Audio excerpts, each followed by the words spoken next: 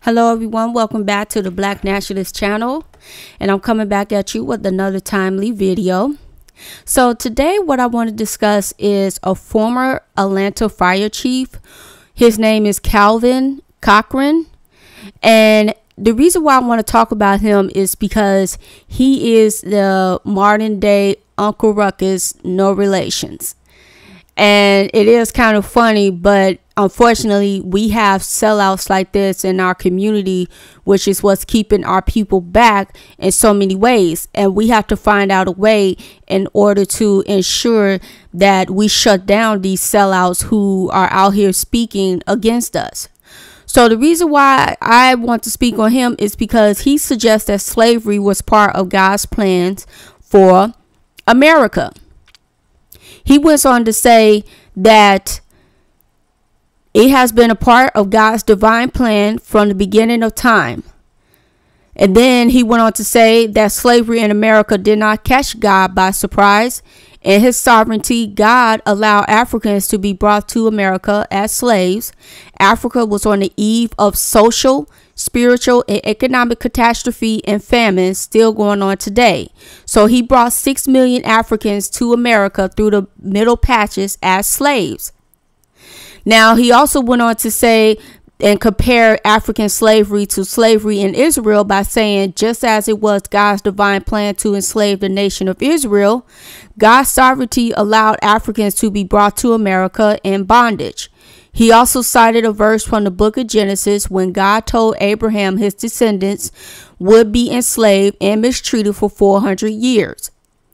Now, going back to what he was talking about, that slavery in America did not catch God by surprise, and saying that Africa was on the eve of social, spiritual, and economic catastrophe and famine. See, this is something that black people don't even understand. Before Christianity, before white people came to Africa, Africa was very prosperous. Egypt was the world's first empire. So Egypt, which is in Africa, for some odd reason that people believe that Egypt is not within Africa. Well, Africa was very prosperous.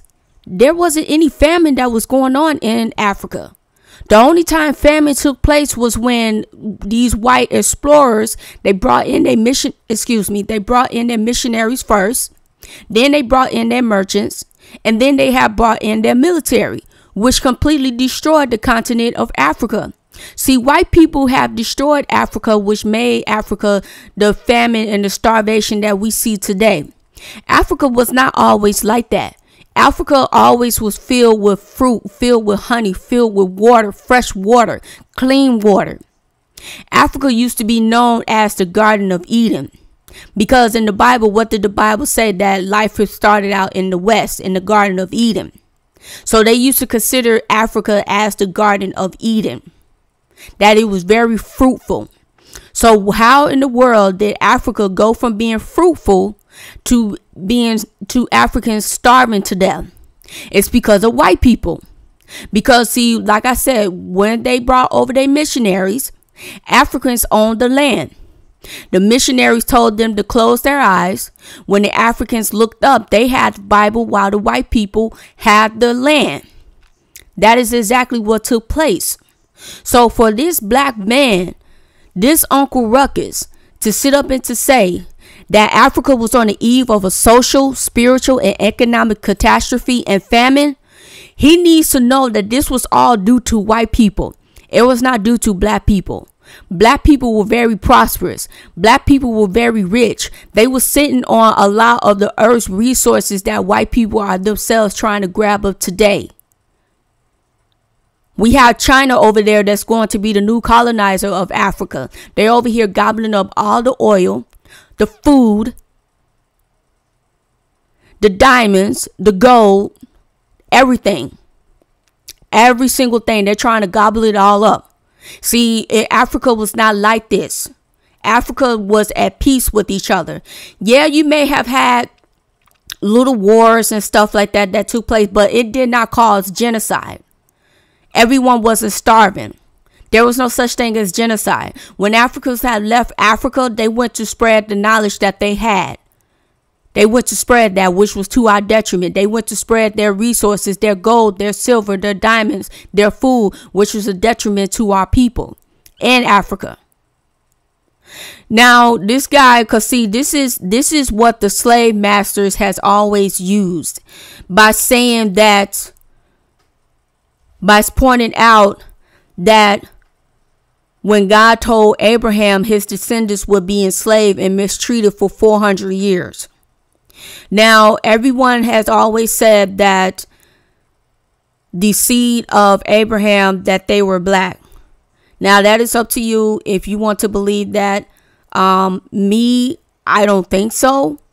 I think that they are the Jewish people, but that's just me. You don't have to agree with it. But to sit up and to say that black people were destined to be enslaved is wrong, which makes me want to question, why did God create black people if the whole purpose of black people were going to be enslaved? Because when the world was governed by black people, there was relatively peace. See, there were Africans that had moved out of Africa to what we call Europe during the Ice Age. They lost their melanin. They have lost their melanin, which is why they had to result into going into the mountains to live in the mountains.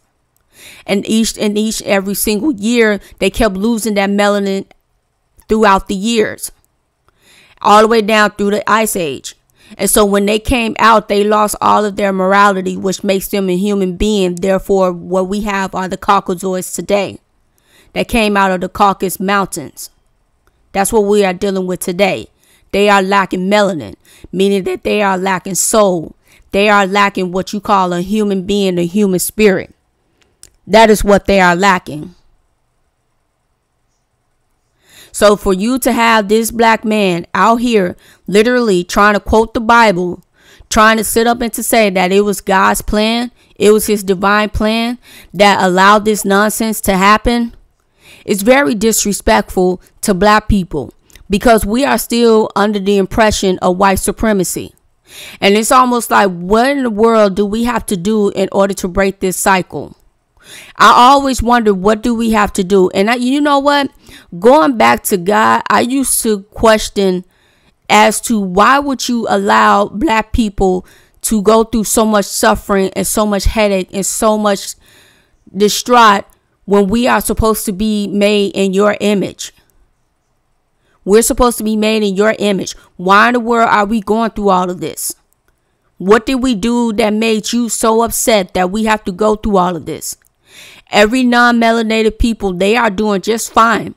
But those who are melanated, they are the ones who's going through all type of problems. I don't care what part of the world you're from. As long as you're black, you're going through some type of problems, because non-black people have this mindset that they are superior while those who are black are inferior.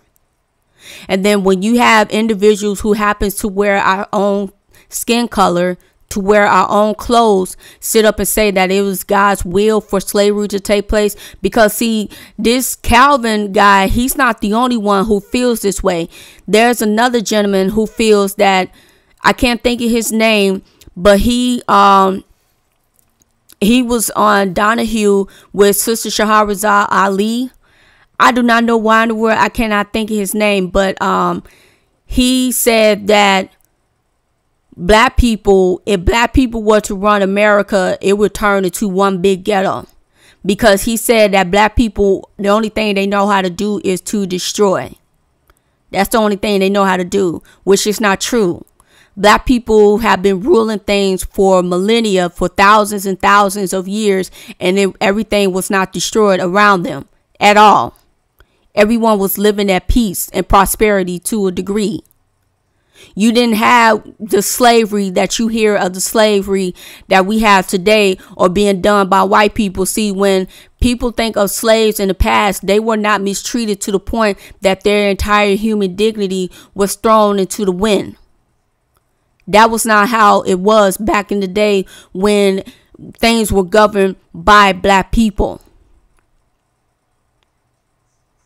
It really is a shame, and it really is very hurtful when you hear your own people speak this type of abusive language, and then they get away with this type of abusive language, which makes other white people want to sit up and say that, you know what, there's one of your own people. They feel the same way about how we are feeling. You black people deserve this. This is why you have white people out here today talking about we're not going to give you reparations because slavery happened long ago. Y'all should. One white person said, I'm sorry, this person wasn't white. This person was Hispanic, said that if you all wanted reparations, then you all should have got reparations right when slavery ended.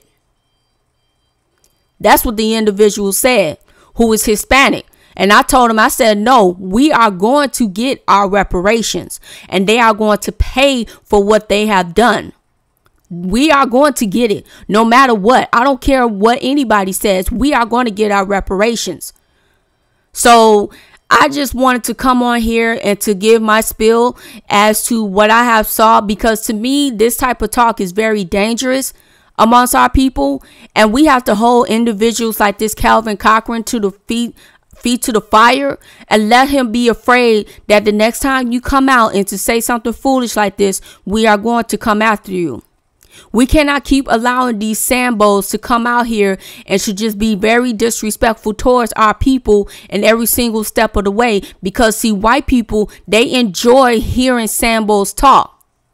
They enjoy hearing that, because to them it gives them the rite of passage to continue to mistreat us any type of way that they feel. As long as they say there's a black Negro that feels the way how we feel, we can do whatever we want to do to you. And that is not okay. That is not right at all. We are human beings as well, and we deserve our humanity also. So that's all that I want to say about this situation. I will be coming back at you with another timely video. You have a good one.